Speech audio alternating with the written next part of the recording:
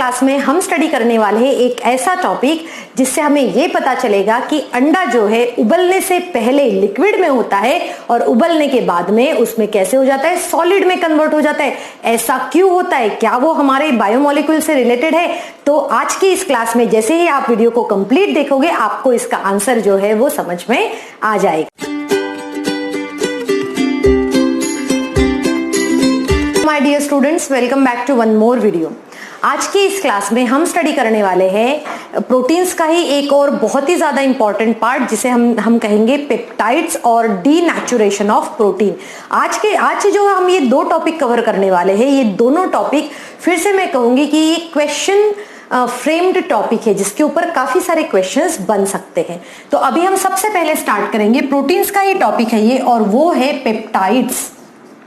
जैसे हमने previous video में देखा था कि प्रोटीन्स को जब हम हाइड्रोलाइज करेंगे तो अब हमें मिलेगा पेप्टाइड्स, और पेप्टाइड्स को जब हम हाइड्रोलाइज करेंगे तब मिलता है हमें अल्फा अमीनो एसिड्स। तो अल्फा अमीनो एसिड्स तो हम पढ़ चुके हैं प्रीवियस क्लास में, और जिन्होंने भी वो वीडियो नहीं देखा है वो जरूर देखें और उस टॉपिक को प्रॉपरली समझ ले।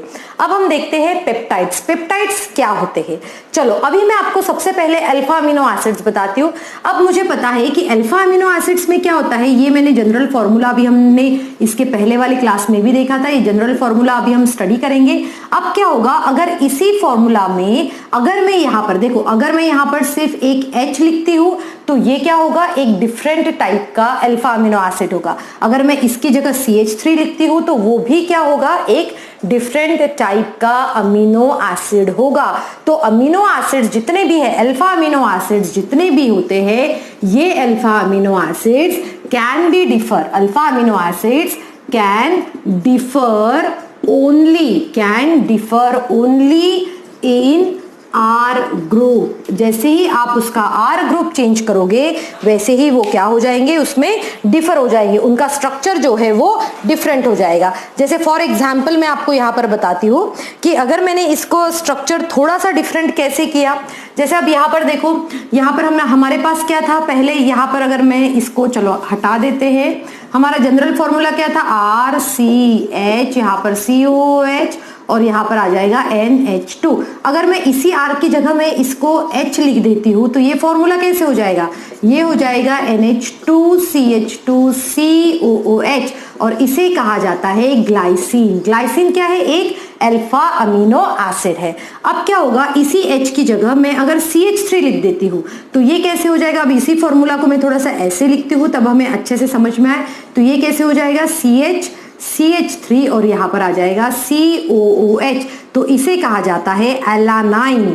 एलानाइन। सो ये ग्लाइसिन, एलानाइन, ये सब क्या है, अल्फा अमीनो एसिड्स है जो कि हम कैटेगराइज कर सकते हैं उनको as a essential and non essential amino acids में। तो हमें यहाँ पर पेप्टाइड समझना है। तो पेप्टाइड्स में हम क्या समझेंगे कि जैसे अगर मैंने कोई भी दो अल्फा अमीनो एसिड्स लिए हैं तो उसमें से जब मैं क्या करती हूँ, अल्फा पेप्टाइड्स इट मीन्स क्या, वहां पर CONH की लिंकेज फॉर्म होती है due to removal of water. जब आप वाटर मॉलिक्यूल को रिमूव करोगे तो वहां पर क्या होगी, एक CONH की लिंकेज फॉर्म होगी और उस लिंकेज को कहा जाता है पेप्टाइड्स। कैसे होती है, चलो देखो मैं यहां पर बताती हूँ। अभी हम पहले ये वाला लिख लेते हैं NH2। ओके, इसको ऐसे लिखते हैं ताकि हमें अच्छे से क्लियर हो जाए वो कॉन्सेप्ट।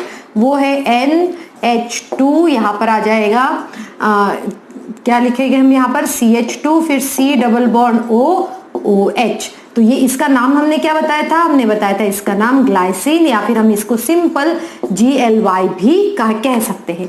अब इसी के साथ में अब हम क्या लेंगे, एलानाइन का ही हम सिंपल ALAC भी डिनोट कर सकते हैं। अब हमने क्या किया, इसी फॉर्मूला को हम इस तरीके से लिख रहे हैं, देखो H NH CH और यहाँ पर CH3 था, C डबल बॉन्ड OH। जब ये दोनों आपस में मिल जाते हैं तब यहाँ पर देखो क्या हो रहा है, यहाँ पर H2O मॉलिक्यूल को हम क्या कर रहे हैं, ये क्या बना है, H2O मॉलिक्यूल। तो हमने कहा कि रिमूवल ऑफ H2O मॉलिक्यूल, तो यहाँ पर देखो नेक्स्ट क्या बनेगा, नेक्स्ट जो है वो बनेगा NH2 CH2 C double bond O NH CH CH3 C double bond OOH, ठीक है। तो यहां पर ये जो हमारे पास में बना है इसे कहते हैं पेप्टाइड, और इस लिंकेज को हम कहेंगे पेप्टाइड लिंकेज। मैं यहां पर बता देती हूँ कि पेप्टाइड लिंकेज क्या होती है।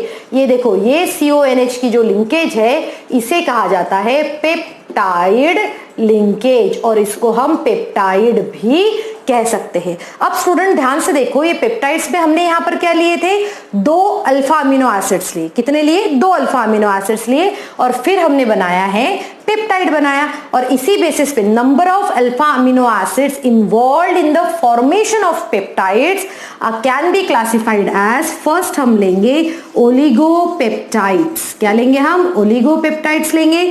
नेक्स्ट जो है हम इसको क्लासिफाई करेंगे एज अ पॉलीपेप्टाइड्स, और लास्ट में हम लेंगे यहां पर प्रोटीन्स। अब देखो वन बाय वन हम तीनों का स्टडी करते क्या होता है। ये oligopeptides it means 2 to 9 alpha amino acids. कितने अल्फा अमीनो एसिड्स इसमें यूज हो सकते हैं? 2 to 9 अल्फा अमीनो एसिड। जैसे यहाँ पर हमने 2 अल्फा अमीनो एसिड लिए, उनमें से वाटर मॉलिक्यूल रिमूव किया और हमारे पास क्या बन गया? एक पेप्टाइड बन गया, जिसको हम ओलिगोपेप्टाइड कह सकते हैं। पॉलीपेप्टाइड में कितने होते हैं? 10 to 100 अल्फा अमीनो एसिड्स।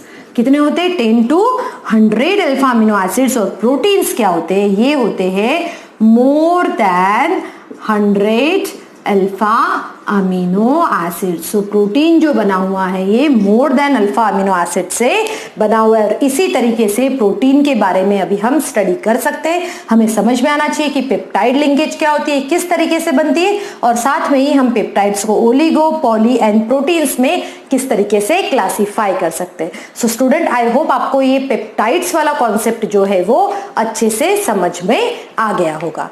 आज के इस क्लास में अभी एक और हम कॉन्सेप्ट स्टडी करने वाले हैं, और वो कॉन्सेप्ट भी again I will say that 2 mark question होता है, डिस्क्रिप्टिव काइंड ऑफ क्वेश्चन इसके ऊपर बनता है। और वो कॉन्सेप्ट क्या है? वो कॉन्सेप्ट है denaturation of protein. Denaturation of proteins. क्या है ये? Denaturation of proteins. अब देखो, डीनेचुरेशन ऑफ प्रोटीन्स मींस क्या होता है। स्टूडेंट, आपने हमेशा देखा होगा कि जब भी हम एग को बॉईल करें, अंडे को जब बॉईल करने से पहले उसमें 2 पार्ट होते हैं, राइट। एक पार्ट होता है येलो पार्ट और दूसरा पार्ट होता है व्हाइट पार्ट होता है, ठीक है। जिसको अगर आपको याद है तो हम येलो और व्हाइट पार्ट को डिफरेंट नेम्स देते हैं। जैसे एग का जो येलो पार्ट होता है, एग का जो येलो पार्ट होता है उसे हम कहते हैं योल्क, और जो एग का व्हाइट पार्ट होता है उसे हम कहते हैं एल्ब्यूमिन। क्या कहते हैं हम उसको? एल्ब्यूमिन कहते हैं। तो आफ्टर बॉइलिंग आपने देखा है, आफ्टर बॉइलिंग वो जो लिक्विड वाला पार्ट जो रहता है वो कैसे हो जाता है? व्हाइट हो जाता है। तो ऐसा क्यों होता है? ऐसा क्या चेंजेस हो रहे हैं उसमें, वो अभी हम देखते हैं। और वो क्या है? वो है डीनेचुरेशन ऑफ प्रोटीन्स, ठीक है। तो डीनेचुरेशन ऑफ प्रोटीन में नेचुरेशन ऑफ प्रोटीन्स की, डीनेचुरेशन प्रोटीन में क्या होता है? एक नेटिव प्रोटीन होता है। नेटिव प्रोटीन मींस क्या होते हैं? ऐसे प्रोटीन्स जिनके पास अपनी क्या है? बायोलॉजिकल एक्टिविटी है। सो बायोलॉजिकल एक्टिविटी होती है उन प्रोटीन्स के पास में, और जैसे ही ऐसे नेटिव प्रोटीन को, देखो यहां पर मैं बताती हूं आपको, जब आप नेटिव प्रोटीन को आप डालते हैं चेंज इन टेम्परेचर में, आप चेंज इन टेम्परेचर में जैसे ही इस प्रोटीन को, बायोलॉजिकली हमें पता है कि नेचुरली एग तो वैसे ही प्रेजेंट रहता है, बट जैसे ही हमने उसका चेंज इन टेम्परेचर किया, हमने उसको क्या किया? हमने उसको फिजिकल चेंज किया, या फिर फिजिकल चेंज ना करने के बजाय अगर आप उसका केमिकल चेंज करते हो, किसी के साथ और रिएक्शन करते हो, तब क्या होता है? देखो कि नेटिव प्रोटीन जो है, जैसे ही आपने उसको चेंज इन टेम्परेचर किया, it loses it's biological activity, it loses its biological activity, and that process is known as denaturation of proteins। तो उसको क्या कहते हैं? डीनेचुरेशन ऑफ प्रोटीन्स कहते हैं। अभी हम एक और क्लास में देखेंगे कि प्रोटीन्स के किस किस टाइप के स्ट्रक्चर्स होते हैं, और वो जैसा कि हम देखते हैं कि प्रोटीन्स की प्राइमरी स्ट्रक्चर होता है, सेकेंडरी स्ट्रक्चर होता है, और साथ में ही टर्शियरी स्ट्रक्चर होता है। तो जब भी डीनेचुरेशन ऑफ प्रोटीन्स होता है उस वक्त पे प्राइमरी स्ट्रक्चर रिमेन्स सेम, उनका जो प्राइमरी स्ट्रक्चर रहता है वो जैसा है वैसे ही रहेगा, but secondary and tertiary structure, secondary and tertiary structure, secondary and tertiary structure gets destroyed.